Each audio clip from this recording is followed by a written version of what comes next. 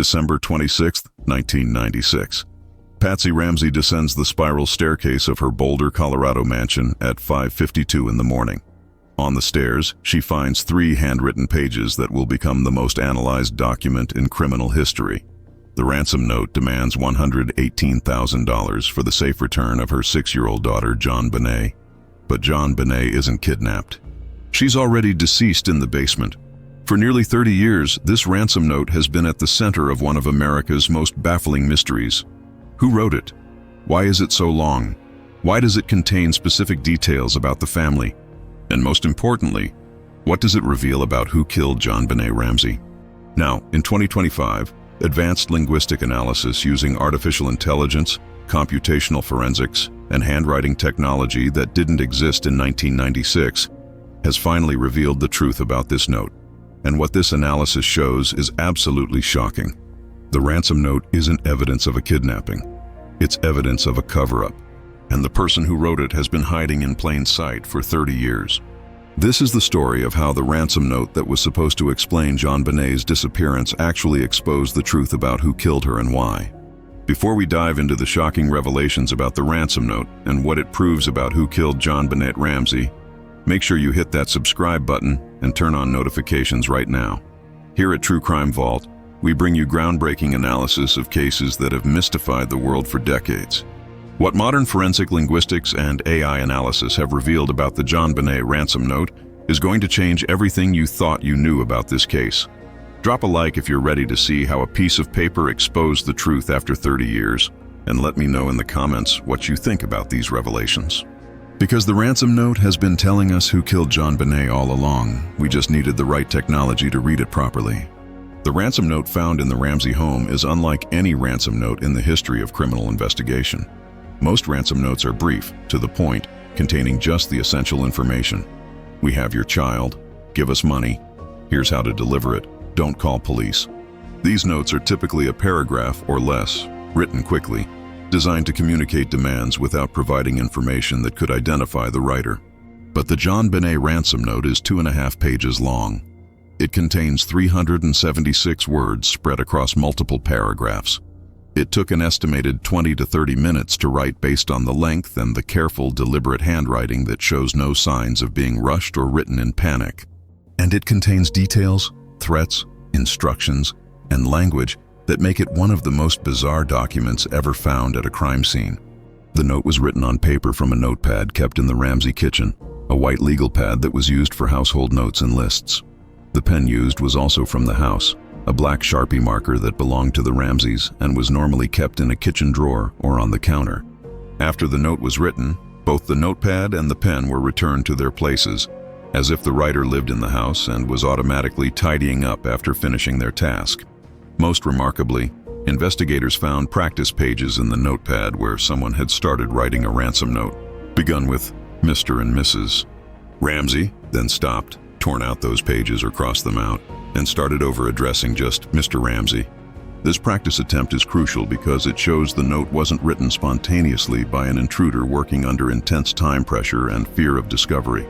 It was composed carefully with revisions and reconsideration by someone who had time and who was comfortable enough in the house to sit and write multiple drafts without fear of interruption.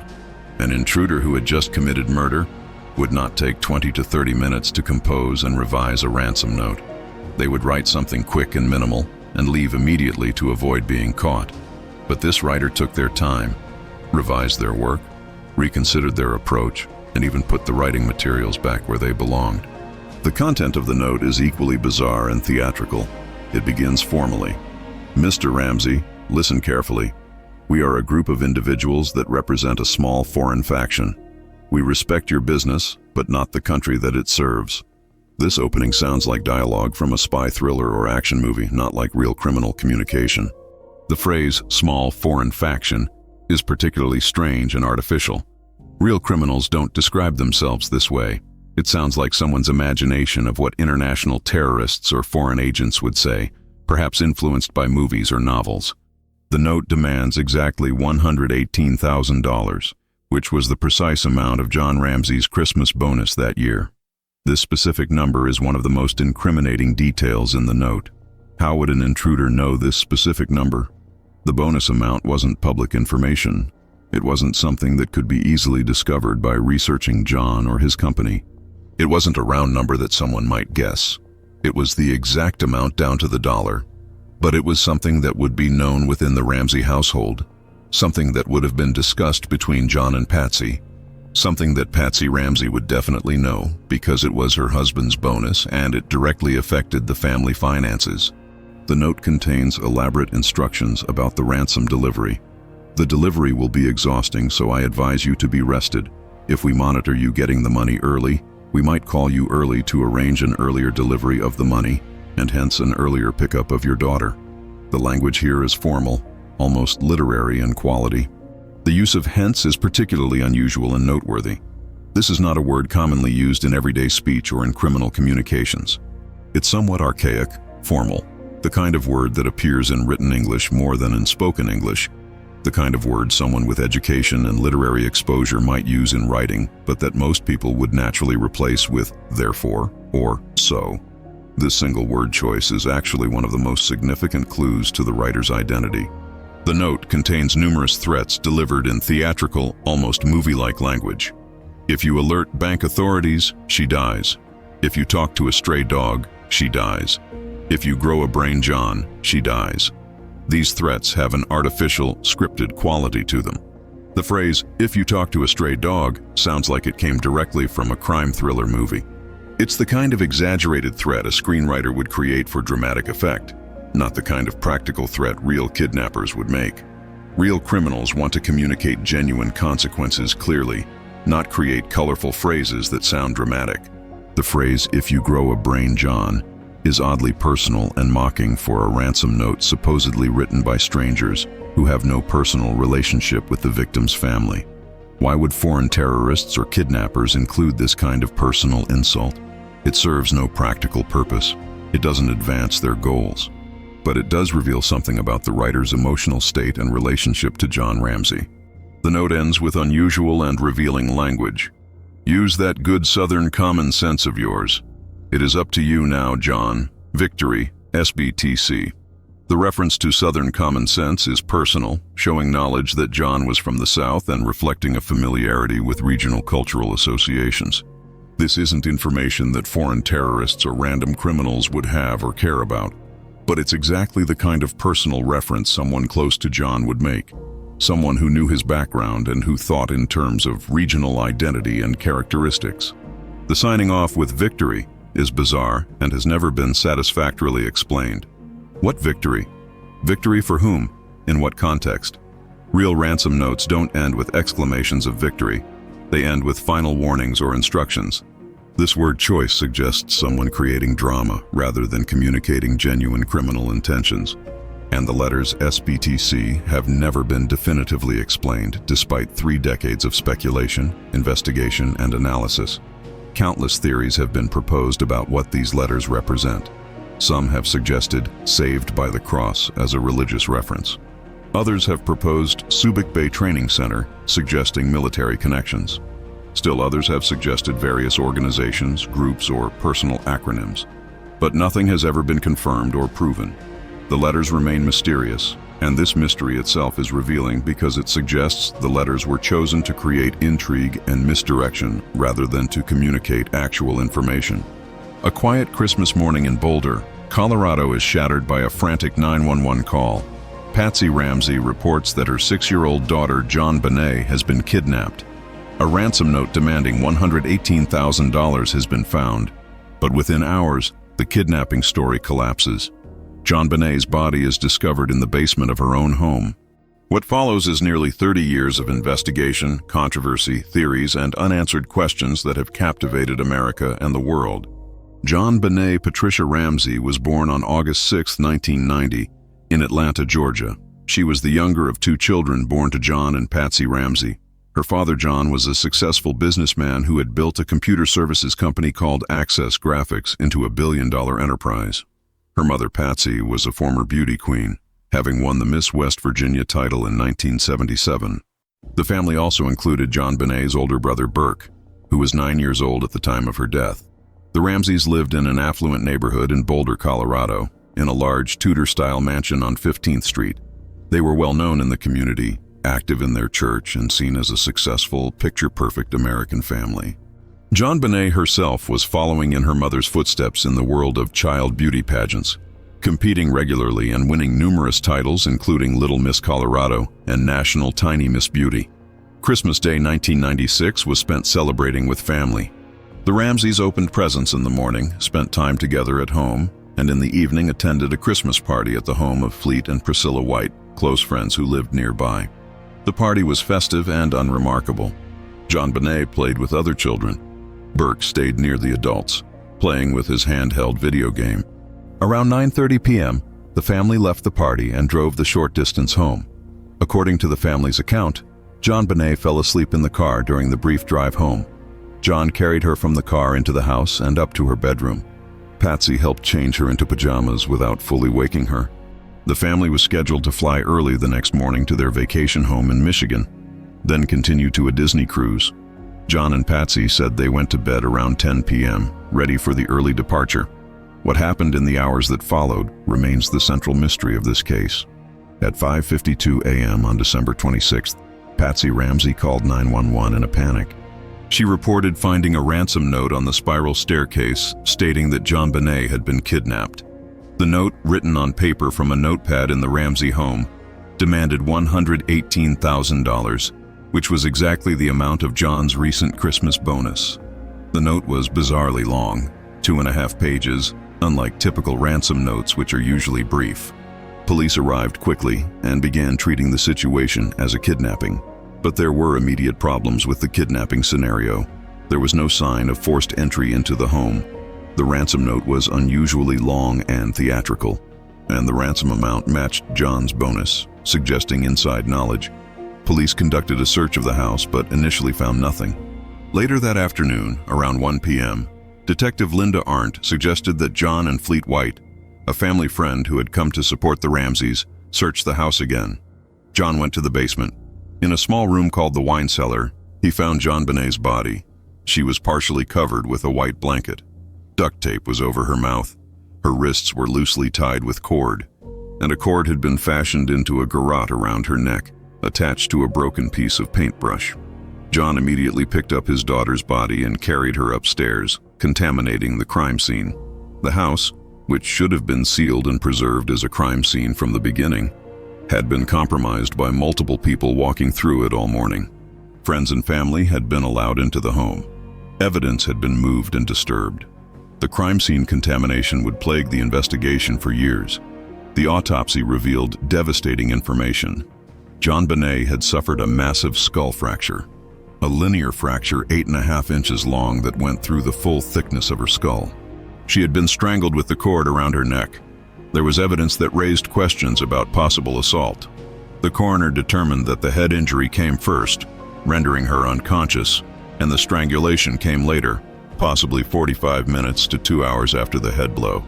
She had eaten pineapple 1 to 2 hours before her death, based on the contents of her stomach.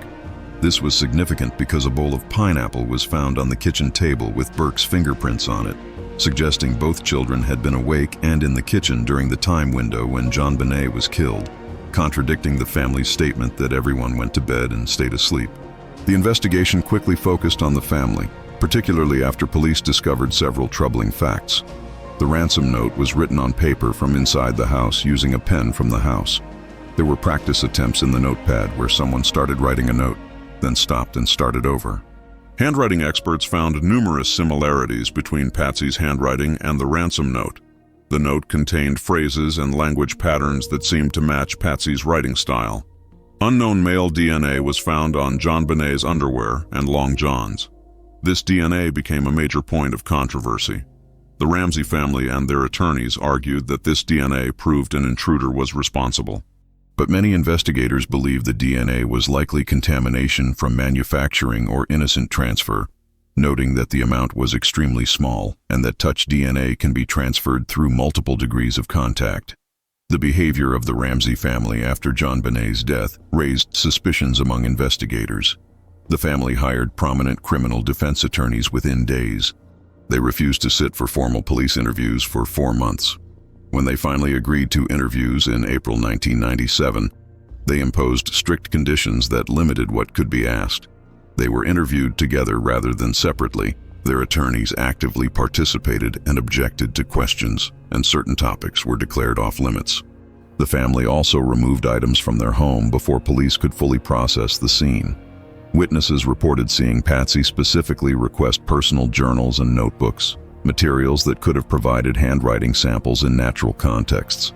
These materials were never produced to investigators despite requests. In 1999, a grand jury heard evidence in the case for over a year.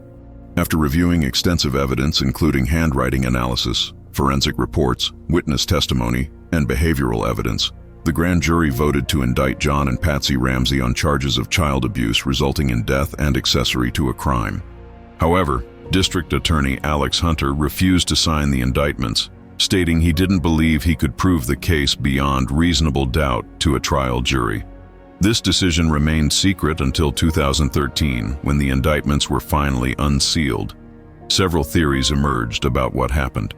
The intruder theory, supported by the Ramsey family, held that someone broke into the house, wrote the ransom note, kidnapped JonBenét, assaulted and killed her in the basement, and escaped without being detected. Supporters pointed to the unknown DNA and to an unidentified boot print found in the basement as evidence. The family involvement theory, supported by many investigators, held that something happened within the family that resulted in JonBenét's death, and that the crime scene was staged to look like an intruder attack. Some versions of this theory focused on Burke, suggesting he struck JonBenét during a sibling altercation, and the parents staged the scene to protect him. Other versions suggested direct parental involvement. The investigation was troubled from the beginning. The crime scene was badly contaminated. The Boulder Police Department had limited experience with homicide investigations. There was conflict between police and the district attorney's office about how to proceed. Evidence was not processed quickly or thoroughly, and the media attention was intense and often interfered with investigative work. Patsy Ramsey died from ovarian cancer in June 2006, maintaining her innocence until her death. In her final weeks, some witnesses reported she made ambiguous statements suggesting she had secrets or regrets, but she never made any clear confession or disclosure. In 2008, District Attorney Mary Lacey officially exonerated the Ramsey family based largely on the DNA evidence, stating that new testing showed the DNA was likely from a single source and suggested an intruder.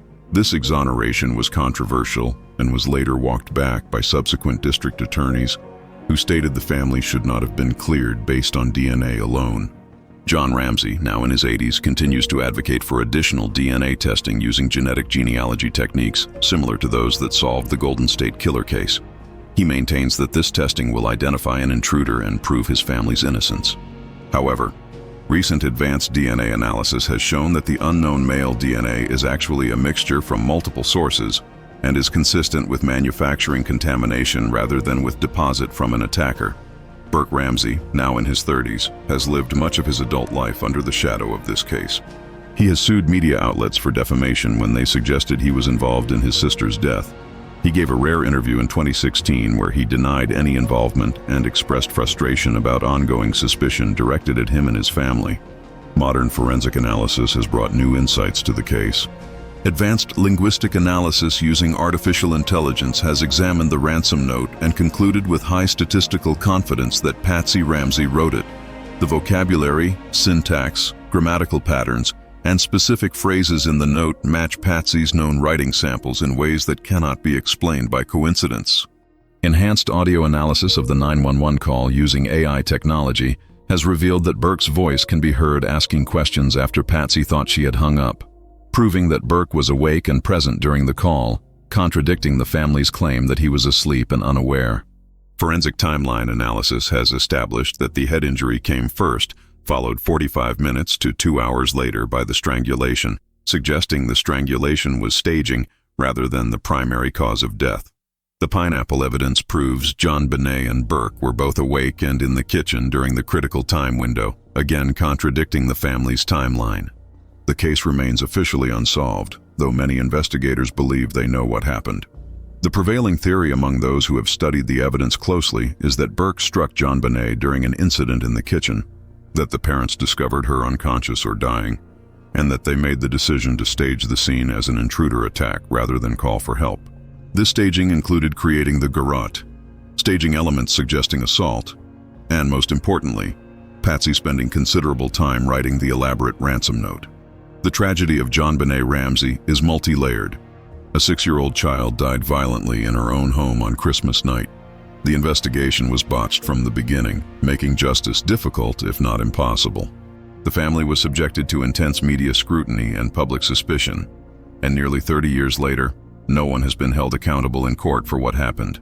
The case has had lasting impacts on how law enforcement handles crime scenes, how media covers cases involving children, and how the public thinks about famous unsolved mysteries. It has spawned countless documentaries, books, television specials, and discussions. It remains one of the most analyzed, debated, and controversial cases in American criminal history. For JonBenét herself, a child who loved performing, who had a bright smile and a vibrant personality, the tragedy is that her life was cut short and her death became a media spectacle rather than receiving the quiet, thorough investigation and justice she deserved. Whatever happened in that house on Christmas night 1996, a child died, and the truth about what really occurred has been obscured by contaminated evidence, family lawyers, conflicting theories, and the passage of nearly 3 decades. What do you think happened to JonBenét Ramsey? Do you believe an intruder was responsible, or do you think the family was involved? Share your thoughts in the comments below. If this comprehensive overview of the JonBenét Ramsey case has been informative, make sure to subscribe to True Crime Vault right now. Hit that subscribe button and turn on notifications because we bring you detailed coverage of the cases that have captivated the world. Like this video to support content that provides comprehensive analysis of unsolved mysteries. Share with anyone interested in true crime and in understanding this famous case. After nearly 30 years, the JonBenét Ramsey case remains officially unsolved, but modern forensic science is revealing truths that were hidden for decades. The evidence points clearly in one direction, even if the criminal justice system has never been able to bring charges. The truth about what happened to JonBenét may finally be emerging. For 30 years, this note has been analyzed by handwriting experts, linguistic experts, forensic document examiners, behavioral analysts, and criminal investigators from multiple agencies. Everyone agrees the note is highly unusual, strange, and unlike typical ransom notes. But opinions have been divided about who wrote it and what it means. The Ramsey family has always maintained they have no idea who wrote it, that it must have been an intruder who composed it after kidnapping JonBenét, and that the note proves the kidnapping scenario they've always described. But now, advanced linguistic analysis using artificial intelligence algorithms and computational forensic techniques has revealed the truth with scientific certainty, and that truth is stunning in its clarity and devastating in its implications. Patsy Ramsey wrote the ransom note. The evidence is overwhelming, scientifically validated through multiple independent analyses, and essentially impossible to dismiss or explain away. The note that was supposed to create a kidnapping narrative and direct attention toward an intruder instead exposes who staged the crime scene, who created the false narrative, and who covered up what really happened to JonBenét. Here's what the advanced linguistic analysis has revealed through rigorous scientific methodology. When the ransom note is analyzed using natural language processing algorithms that examine word choice, sentence structure, grammatical patterns, rhetorical style, and thousands of other linguistic features, it shows an extremely strong statistical match to Patsy Ramsey's known writing samples. These aren't subjective similarities that different people might interpret differently based on their biases or preconceptions. These are objective statistical correlations that can be measured, quantified, and replicated by independent analysts.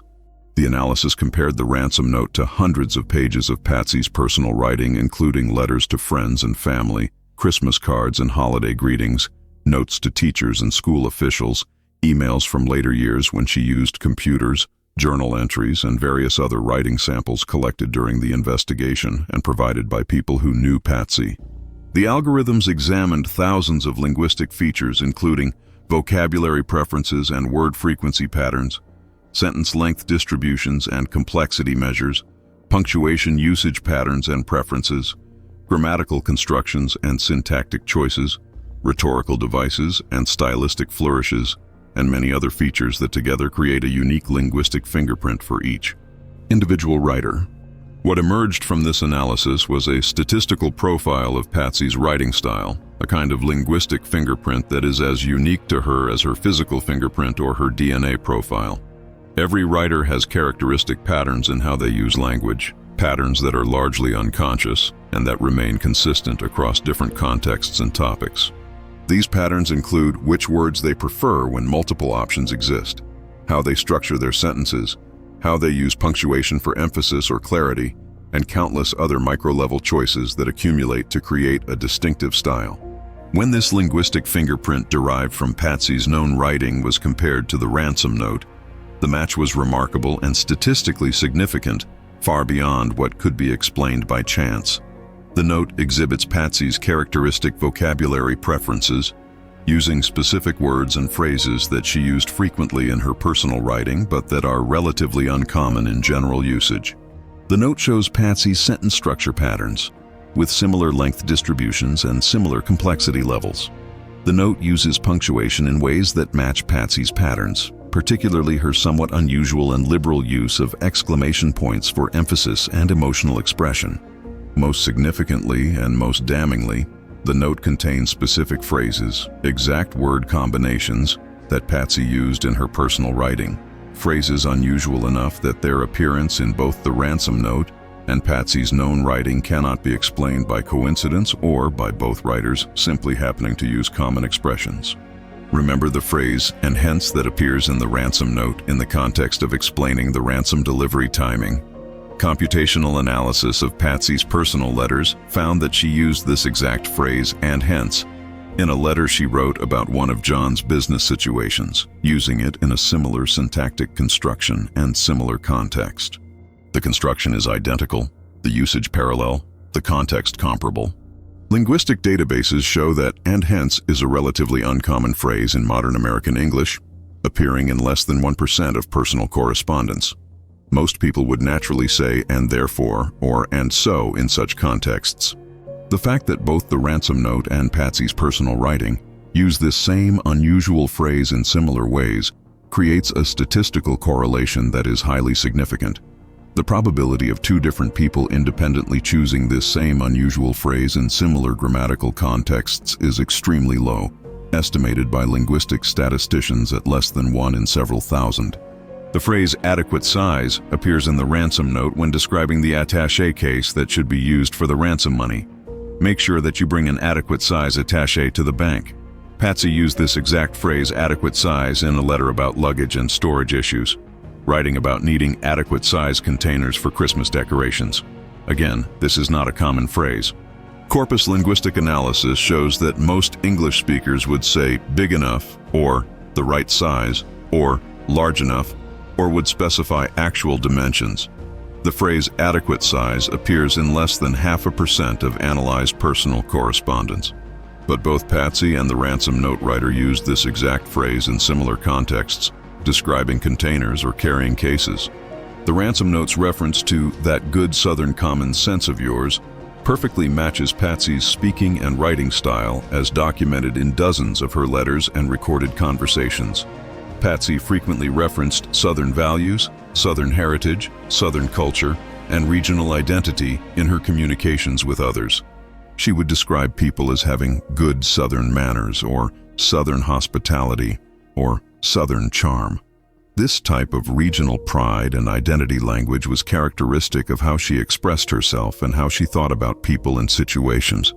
An intruder writing a Ransom note would have no reason to make such a culturally specific regional reference.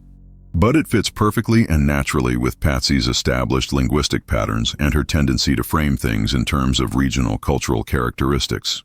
Beyond these specific smoking gun phrases, the overall tone and style of the Ransom note matches Patsy's writing in ways that are measurable and quantifiable. The note is verbose rather than concise, using many more words than necessary to communicate the essential information. Patsy's personal writing shows this same verbosity, this same tendency to elaborate and explain rather than state things briefly and move on. The note is somewhat dramatic and theatrical in its language choices and phrasing. Patsy's personal writing shows this same flair for drama, this same tendency toward theatrical expression rather than flat, matter-of-fact communication. The note has a literary quality that reflects education, reading, and exposure to written English beyond everyday conversation. This matches how Patsy wrote. She wasn't brief and direct and utilitarian in her communications. She wrote longer, more elaborate messages with personality and style and flourishes.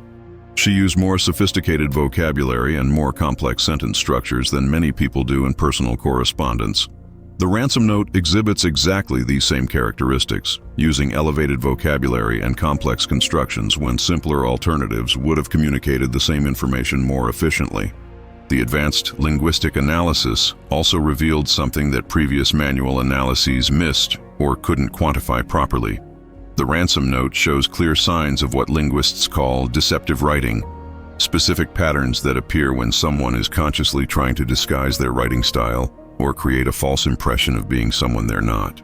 These patterns include inconsistencies in formality level, where the writing shifts between formal and informal register in ways that seem unnatural, mixing of high and low register language in the same document in ways that real speakers rarely do, and unnatural or awkward word choices that sound like someone trying to sound like someone else rather than writing naturally in their own voice. The note oscillates between highly formal language like, "We respect your business but not the country that it serves," and casual, almost slangy language like, "If you grow a brain, John." This kind of register inconsistency is a marker of deceptive writing, indicating someone trying to maintain a false voice or persona, but not able to sustain it consistently throughout a longer piece of writing. Real writers, even criminals writing ransom notes, tend to maintain a more consistent register and tone because they're writing naturally in their own voice rather than performing a character. The note also shows what linguists call over-specification, providing more detail and more elaborate explanation than necessary for the ostensible purpose of the communication. Real ransom notes are brief because real kidnappers want to communicate demands efficiently and leave as little evidence as possible. They want to get in, get their message across, and get out. But this note goes on, providing elaborate scenarios and detailed instructions and extensive threats that serve no practical purpose if the goal is actually to extort ransom money and return a kidnapped child safely. This overspecification is a sign that the writer is creating a fiction, building a narrative, rather than communicating genuine information. Fiction requires detail to be believable. When people are making things up, they tend to over-explain and over-elaborate because they're trying to make their fiction convincing. Real communication is more economical because the speaker or writer is simply transmitting information that actually exists, rather than constructing a believable story from imagination. Handwriting analysis has also advanced significantly since 1996 when the case began. While handwriting analysis has always been somewhat subjective and has faced criticism for lack of scientific rigor, modern computer-aided analysis can identify and measure specific characteristics with much greater precision and objectivity than was possible 3 decades ago. High-resolution digital scanning combined with pattern recognition algorithms and statistical analysis can detect and quantify features that human experts might miss or might evaluate inconsistently. When Patsy Ramsey's known handwriting samples, including hundreds of pages of letters, notes, cards, and other documents, are digitized and analyzed using these modern techniques and compared to the ransom note, over 20 specific matching characteristics can be identified and measured. These include the formation of specific letters, particularly the letter A, which Patsy formed with a distinctive manuscript style in some instances, and a cursive style in others, with the choice between styles following patterns that match the ransom note. The way she crossed her T's with varying pressure and length, sometimes with a firm cross and sometimes with a lighter flourish, with patterns that correlate to the ransom note. The way she formed loops in letters like L and H with specific size proportions and specific entry and exit angles that match between her known writing and the ransom note. The spacing between words, which follows patterns unique to individual writers, with Patsy showing characteristic wider spaces after certain types of words and narrower spaces in other contexts, patterns that appear in the ransom note. The baseline characteristics showing how lines of writing slope on the page, with Patsy showing a tendency for slight upward drift that appears in the ransom note as well. The pressure patterns showing how hard the pen is pressed at different points in letters and words, with Patsy showing heavier pressure on downstrokes and lighter pressure on upstrokes in characteristic patterns that match the ransom note. The overall rhythm and flow of the handwriting, the speed indicators, the pen lift patterns, all measured through modern analysis techniques, and all showing strong correlations between Patsy's known writing and the ransom note. Each of these characteristics alone might be found in some percentage of the population's handwriting. But the combination of all these characteristics, all appearing together in the same document, creates a statistical probability calculation. When 20 different features all match, and when each feature appears in only a portion of the general population, the compound probability becomes extremely small. Multiple handwriting experts using modern computer-aided analysis have now stated with high confidence that Patsy Ramsey wrote the ransom note, with probability estimates ranging from 95 to 99% certainty, depending on the specific methodology and the expert's willingness to express strong conclusions. Perhaps most damning and most revealing is what happened when Patsy was asked to read the ransom note aloud during one of the police interviews that were finally conducted months after the murder. Video of this interview, which has been preserved and which has been reviewed extensively by linguistic experts, body language analysts, and forensic psychologists, shows Patsy reading the note with perfect fluency, natural emphasis, and appropriate pauses. When she encounters unusual phrases or awkward constructions, phrases that should give a reader pause or cause stumbling, she navigates them smoothly without hesitation. She reads the note as if she knows exactly how it should sound, as if she can hear the intended rhythm and emphasis because she composed it and heard it in her mind as she wrote. Linguistic experts who have analyzed this video in detail point to specific moments that are particularly revealing. When Patsy reads, "and hence an earlier pickup of your daughter," she places emphasis on hence in a way that suggests familiarity with this word choice and comfort with this phrasing. Most people reading this phrase cold would hesitate slightly at hence because it's an unusual word choice, but Patsy reads through it smoothly.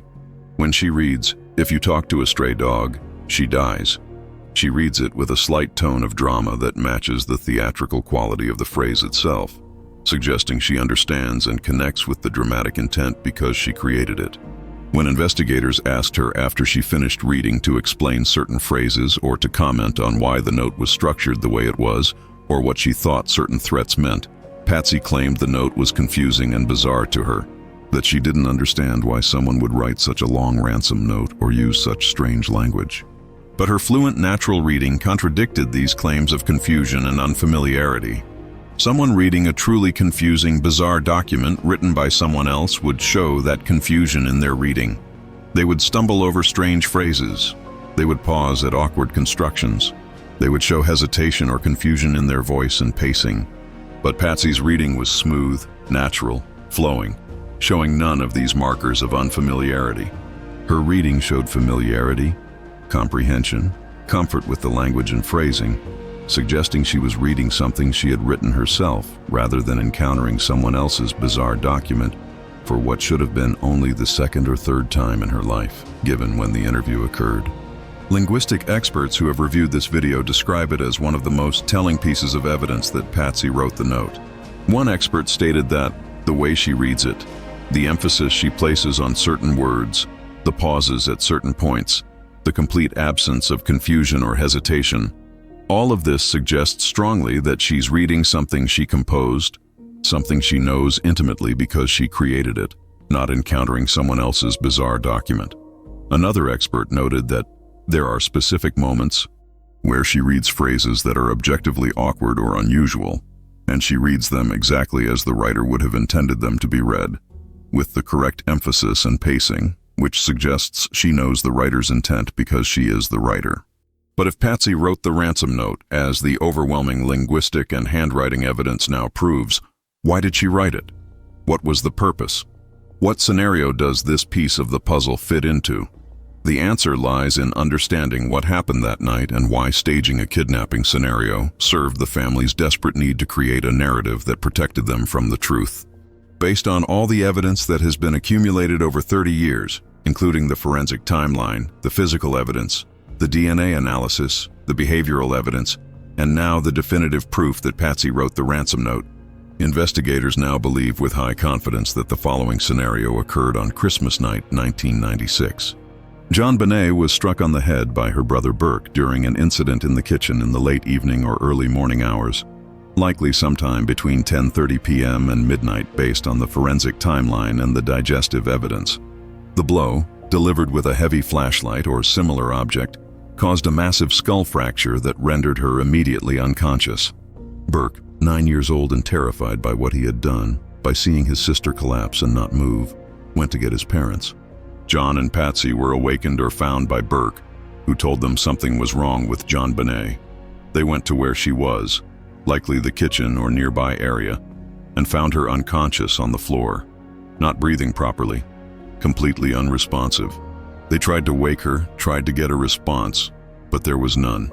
The severity of the head injury meant JonBenét would never wake up, would never speak again, would die without medical intervention, and would likely die even with medical intervention given the catastrophic nature of the brain injury. John and Patsy faced an agonizing, impossible choice in those moments. Call 911 immediately, get JonBenét emergency medical help even though it was probably too late, and deal with the consequences of explaining that their son had struck their daughter. This would mean investigations, evaluations, questions about family dynamics, potential removal of Burke from the home, mandatory reporting to Child Protective Services, media attention that would be intense and destructive, public judgment and scrutiny, destruction of their family's reputation and John's business reputation, and trauma for Burke, who would know he had caused his sister's death. Or they could make a different choice.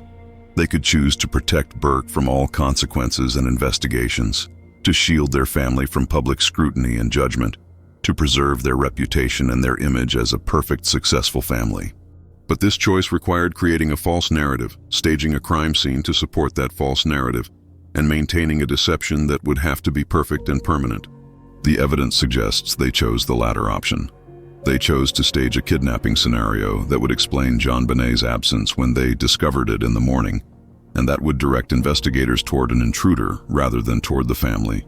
This staging required multiple elements working together to create a believable narrative.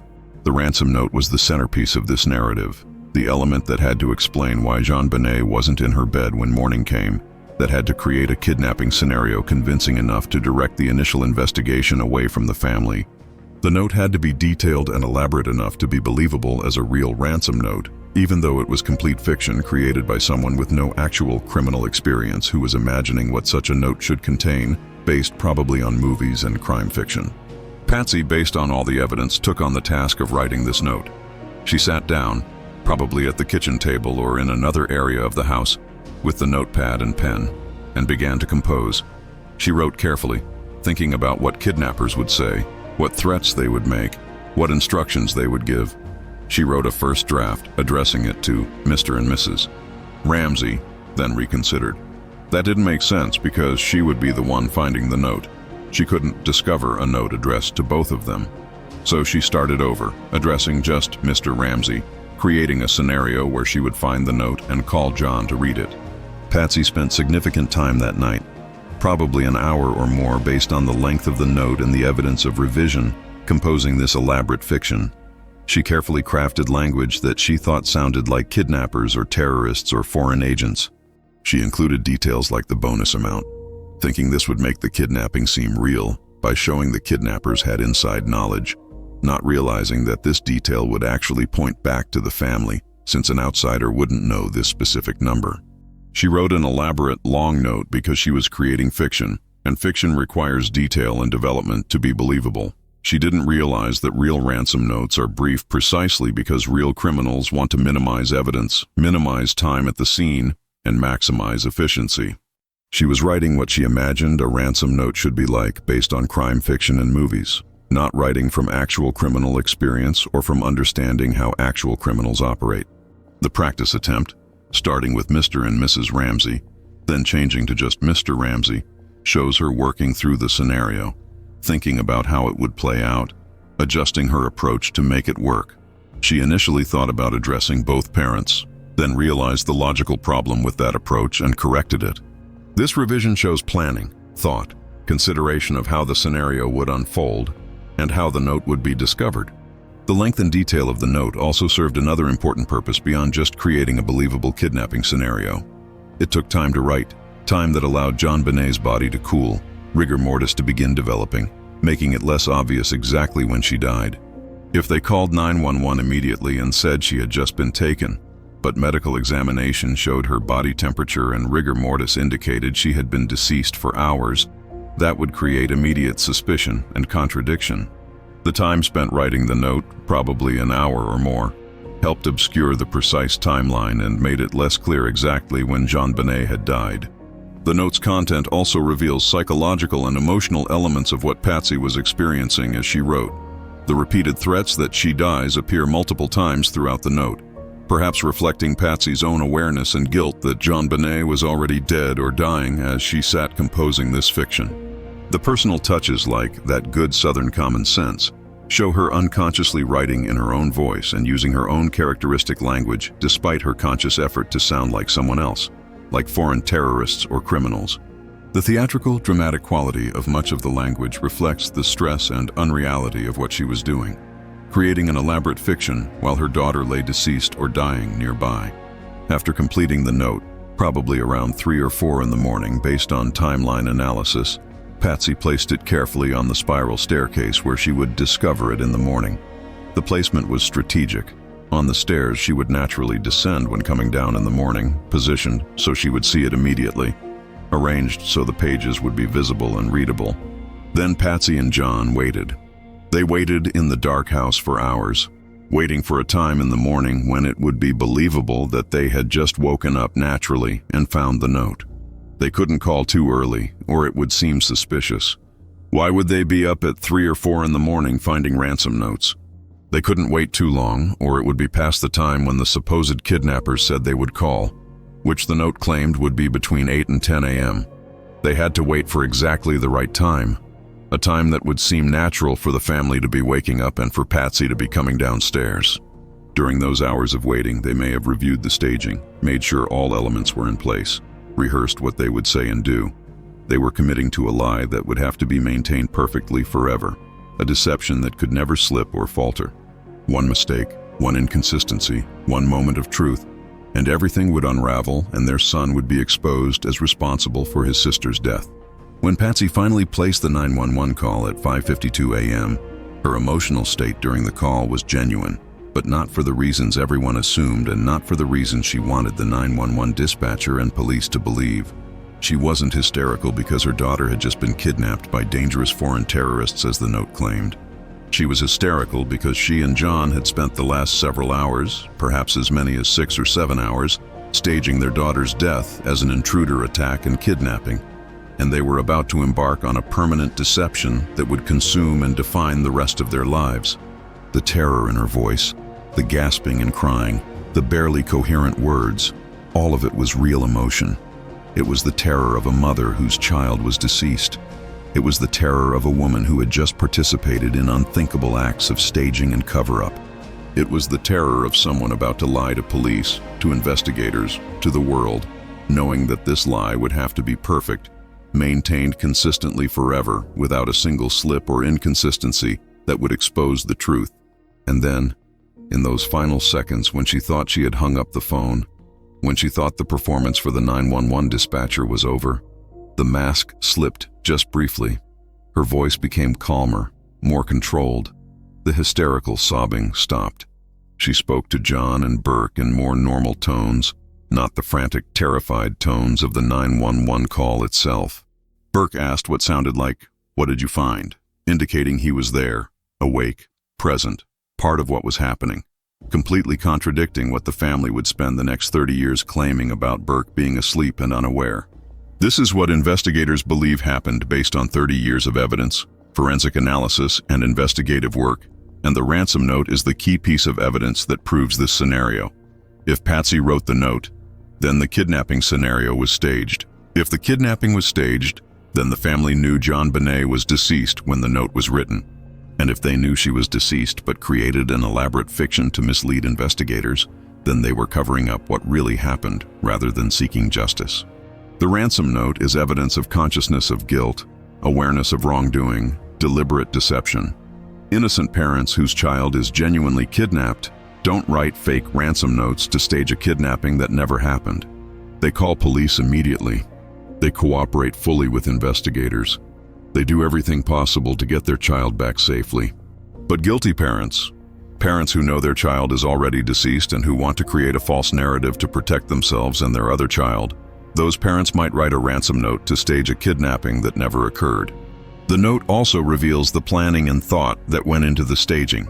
This wasn't a spontaneous decision made in panic in the heat of the moment.